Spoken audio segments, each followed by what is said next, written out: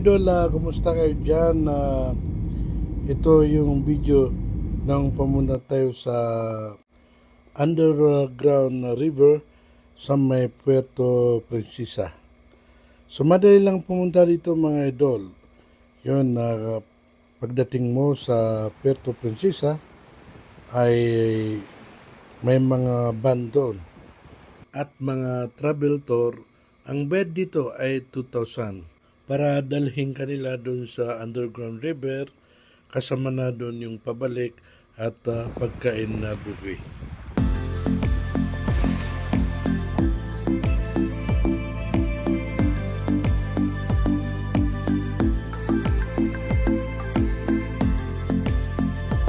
So ito yun, pagdating namin doon sa sakyan ng underground river galing sa airport ay ito, hinihintay namin yung bangka na papunta doon sa underground river.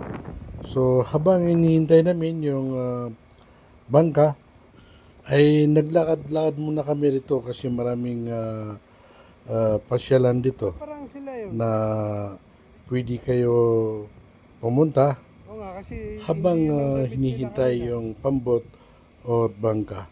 Kasi ini-schedule nila kasi marami pang turista na nandoon sa loob at yun nga hinihintay natin yung mga galing doon sa underground river para tayo naman ang sumakay. So napansin ko mga idol na mayroong mga turista na nakapila rito na sasakay din sa bangka pero hindi papunta doon sa underground river kundi ibang tourist spot dito sa may papuntang underground river. So ito na, pumunta na kami doon sa mismong sakyan ng underground river at pagkatapos tawagin yung name namin at saka yung batch namin ay ito na ay papunta na kami doon sa mismong pantalan ng mga boat o mga bangka para kami naman ang sasakay doon sa mga boat na papunta ng underground river. So dito pa lang mga idol sa sakay ng bangka ay napakaganda ng view rito kaya hindi ko napigilan na i-video rin itong pantalan nila o di kaya fair nila dito kasi ang ganda ng view at ito nga ang dami rin ng nakikita natin na mga turista na gustong pumunta sa underground river. Yes ma'am, shout out sa inyo.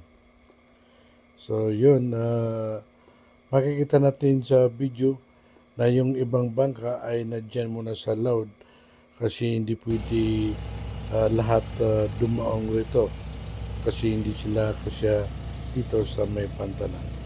So ito na yun, yung pagsakay namin sa bangka at marami kaming nakasabay na turista na yun nga papunta dito sa may underground river. Papalapit kami mga idol dito sa papuntang underground river ay nakita namin yung napakagandang view rito at napakaganda ng kulay ng dagat dito sa may papuntang underground river. So ito na, nakababa na kami at medyo may lalakarin ng konti pero pansin pa rin namin na napakaganda yung beach nila rito. So napaka-Pinoy yung nilalakadan namin kasi yun nga isa to sa tourist spot na pinupuntahan. So ang ganda ng kulay ng lupain dito. So yun nga, natatanaw namin yung entrance ng underground river na maraming nagpipicture, nagsiselfie at yun nga, hinintay namin na matapos sila para kami rin ay makapag-picture para meron kaming souvenir dito sa may entrance dito. So ang problema rito ay maraming snatcher dito. Ang snatcher dito ay hindi tao, kundi mga unggoy na pinaalala kami na baka wag natin hawakan yung mga cellphone natin or hawakan mabuti kasi nangangagaw sila or bigla nilang kinukuha yung cellphone. At yun nga, na salubong namin yung maraming turista na galing dito sa underground river. So ito na, pasakay na kami dito sa bangka. So pagdating dyan or pagsakay mo sa bangka na yan, ay yun nga, pipicturean nila para mayroon kang souvenir. So 300 yung isang picture, pero maganda naman yung capture. So ito na, yan yung sumasakay dyan sa mga bangka. So kami na ang susunod na sasakay para makapasok kami dito sa may underground river. So pansin namin, itong entrance ng underground river ay napakaganda ng view niya at itong tubig ay ibang kulay. So sobrang malinaw siya. So ito na, papasok namin dito sa underground river.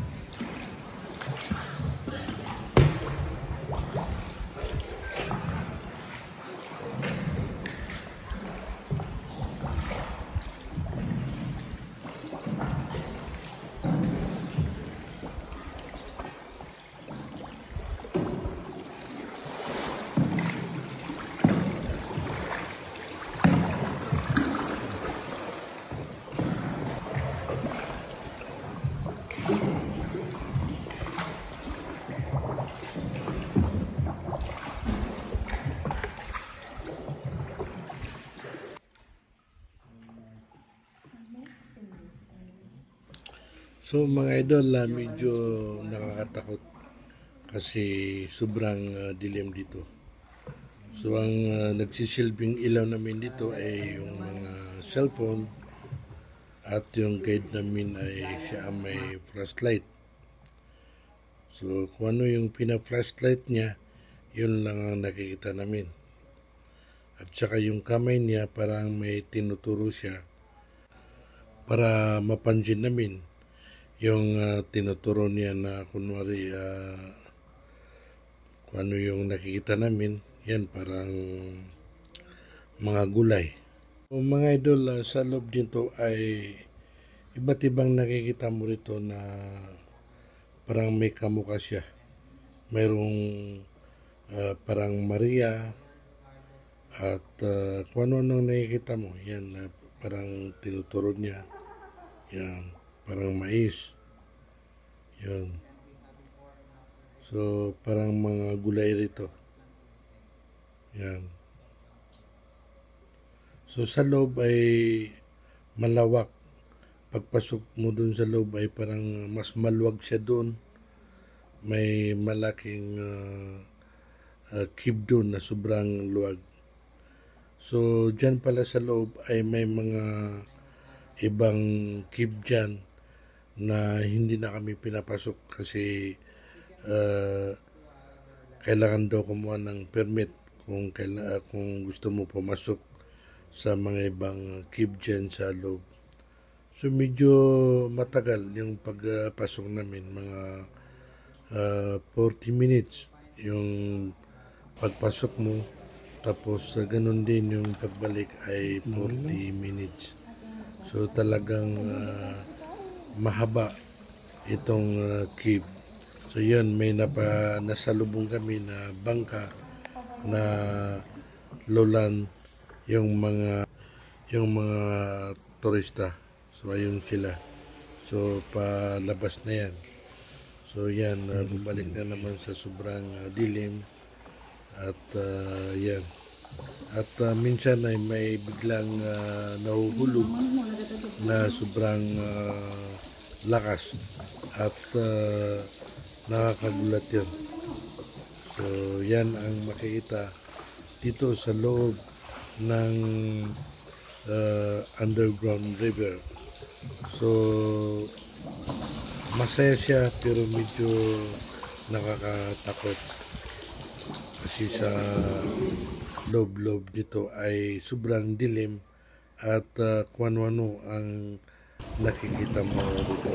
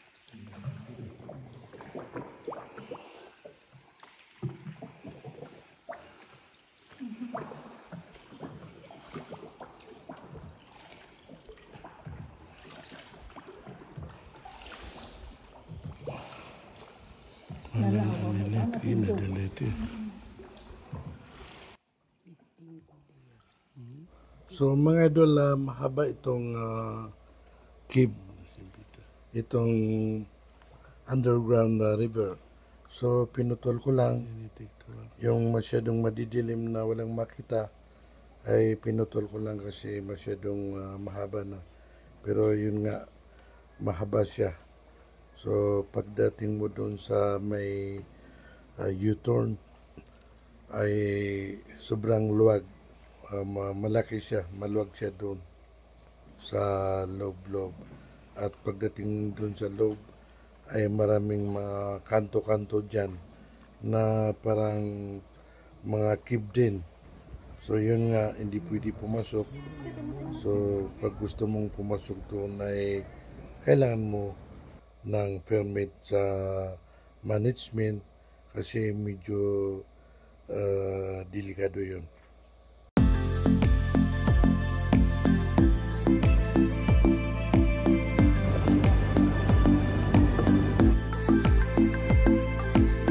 So ito yung mga idol, nakabalik na kami sa aming hotel at itong hotel ay tapat mismo ng airport.